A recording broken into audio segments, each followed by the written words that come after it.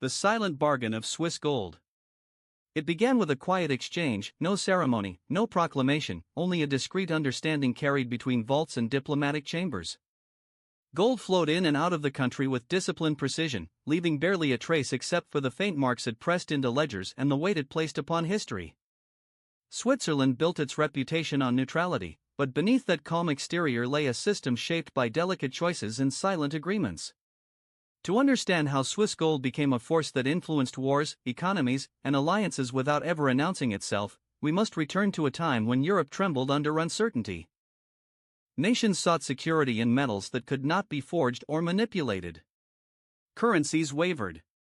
Borders shifted. Markets convulsed. In that world, gold was not merely a commodity, it was survival, leverage, and sometimes the final word in diplomacy. And the Swiss understood this better than anyone.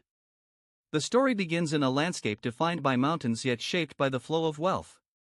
Swiss banks, admired for their discretion, became guardians of fortunes too sensitive to rest anywhere else. Their vaults held not just coins and bars but the secrets of nations.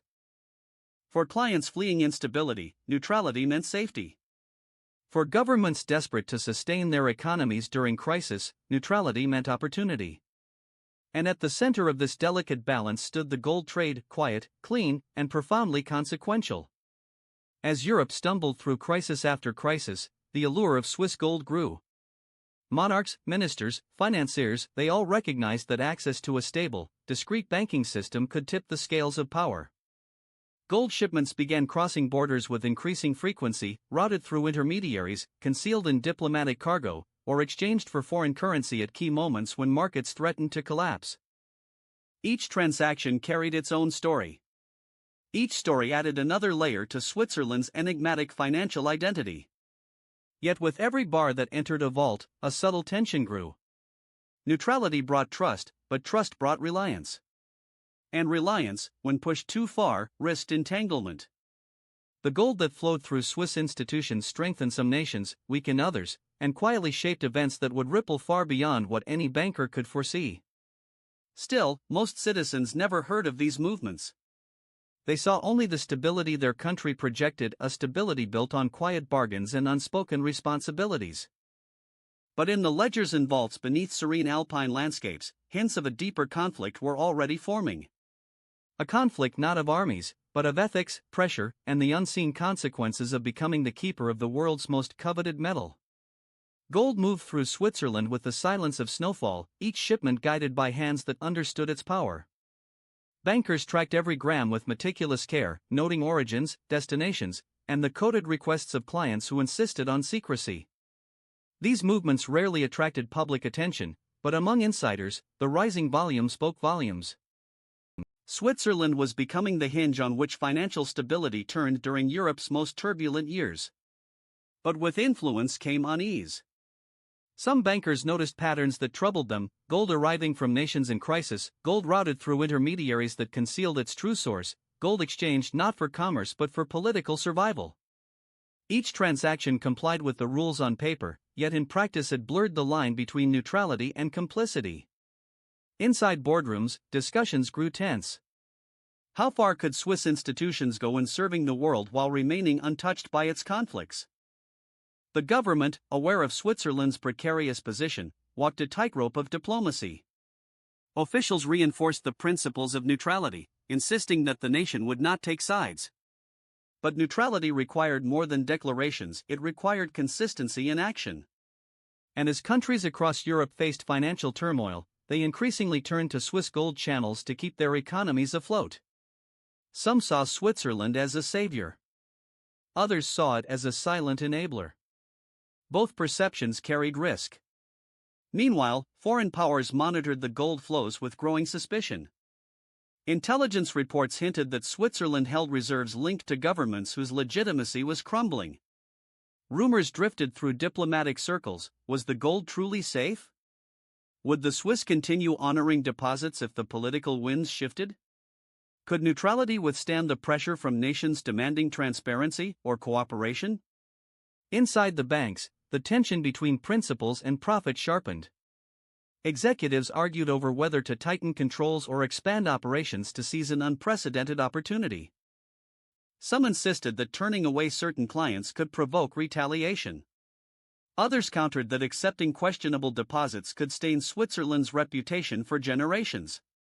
The debate revealed an uncomfortable truth: managing the world's wealth meant wrestling with the world's conflicts. Yet to the outside world, Switzerland remained serene. Markets praised its stability. Citizens trusted their institutions.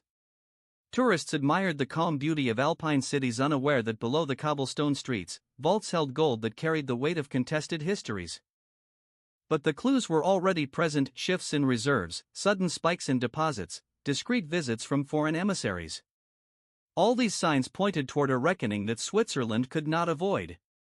A moment was approaching when the decisions made behind closed doors, decisions shaped by profit, principle, and pressure, would burst into public view. And when that moment arrived, it would challenge not only the banks that guarded the gold, but the very notion of what it meant to remain neutral in a world where money carried the imprint of every conflict it touched.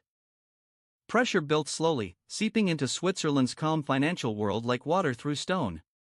What had once been routine gold movements now carried a sharper edge. Foreign governments demanded confirmations that could not be given. Allies pressed for disclosures that violated long-standing principles of discretion. Rivals questioned whether Swiss neutrality masked cooperation with their enemies. Each inquiry tightened the space in which Swiss bankers could operate, and the once quiet gold trade became a battleground of suspicion. Inside the vaults, the clerks sensed the shift before the executives admitted it. Requests grew unusual in tone and urgency. Some clients wanted immediate transfers without explanation. Others insisted their gold remain untouched, sealed away as if the mere act of acknowledging its presence might endanger them.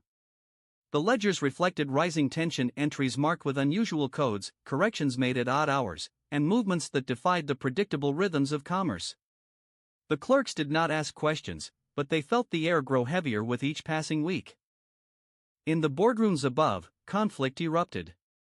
Some directors argued that the banks must preserve absolute neutrality, that refusing clients based on political concerns would erode the very foundation of Switzerland's identity. Others countered that the world had changed, and neutrality could no longer be defined solely by silence. They warned that certain deposits carried implications too dangerous to ignore, that accepting gold without understanding its origins placed the nation in jeopardy. The divide cut deep, carving factions within institutions that prided themselves on unity. Meanwhile, diplomats arrived in steady waves, each carrying a story, each seeking answers hidden behind layers of secrecy. Some spoke in veiled warnings. Others offered incentives. A few delivered ultimatums wrapped in polite phrasing. All made clear that Switzerland's choices mattered far beyond its borders. The small nation, once content to serve as the world's quiet custodian, now found itself pulled into a tug-of-war between powers that sought to shape its financial future. Markets reacted with tremors that hinted at deeper fears. Investors questioned whether Swiss banks could continue shielding their clients in a world demanding transparency. Rumors spread that certain vaults held gold from regimes teetering on collapse. And in coffeehouses across Europe, a troubling idea took root: that Switzerland's stability might rest on foundations far more fragile than its image suggested. Inside the banks, the pressure crystallized into something sharper: urgency without direction. Executives rushed to assess their exposures. Lawyers drafted contingency plans. Advisors weighed the consequences of revealing too much or too little. The gold that had once symbolized certainty now represented risk, and every bar carried layers of political tension that no accounting system could fully capture. As the situation escalated, a deeper fear emerged: Switzerland was no longer simply guarding gold. It was guarding the trust of nations, and that trust was beginning to fray. One misstep, one disclosure, one shipment traced to the wrong source could ignite a crisis far greater than any vault had ever held. By the time the warnings reached their loudest pitch, the truth was impossible to ignore. A decision would soon be forced upon Switzerland: a choice between protecting its neutrality and protecting the world's perception of that neutrality. And whichever path it chose, the silent bargain that had defined its financial identity for decades stood on the brink of being rewritten. The moment of reckoning arrived with a clarity that cut through years of ambiguity. Foreign governments issued formal demands, each insisting that Switzerland disclose the origins and movements of the gold held within its vaults. Diplomats who once spoke in polite half-truths now delivered firm warnings. The world wanted answers, and neutrality could no longer serve as a shield.